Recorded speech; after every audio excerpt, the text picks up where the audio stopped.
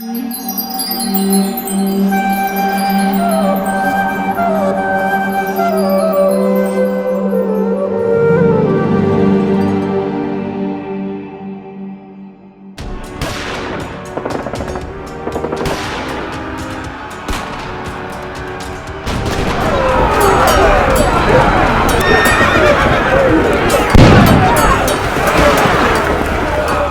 people feel that the world would be better off without religion. We can understand their sentiments when we consider that modern times have seen large-scale violence in the name of religion. But is religion the only cause of violence? If it were, then parts of the world dominated by atheistic views should have been absolutely peaceful. But history shows that violence has touched all parts of the world more or less equally, independent of the theological beliefs of the people. In fact, most of the wars throughout history, including World Wars I and II, were fought for purely secular, political, economic, or ideological reasons. Religion was not an issue at all. Not only that, more human beings were persecuted, murdered, tortured, and dehumanized as a direct result of atheistic Marxism in the 20th century alone than have been harmed in all the world's religious wars combined since the very beginning of human history.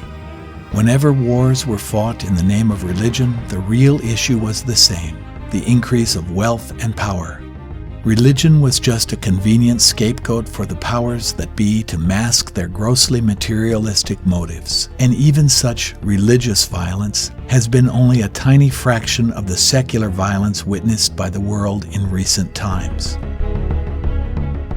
The protest that religion leads to violence implies that religion is bad and should be rejected.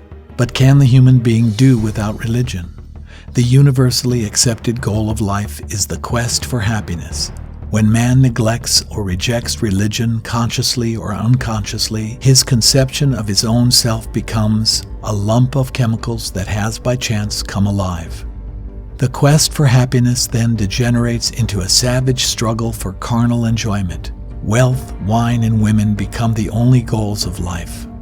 Such a conception of life is individually frustrating and globally disastrous. The fundamental need of the individual is love. Everyone wants to love and be loved.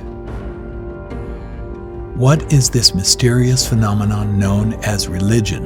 A phenomenon that causes millions of people to congregate annually at Jagannath Puri, Tirupati, Badrinath, Mecca, and the Vatican, braving the weather, the crowds, and all the other troubles of a pilgrimage. The Vedic texts of ancient India give an understanding of religion quite different from the common understanding. According to the Vedic texts, spirituality imparts the vision to see the cosmos in the proper perspective and to live in harmony with it. The basic teaching of the Vedic texts is that the cosmos is not just matter, it has a spiritual dimension.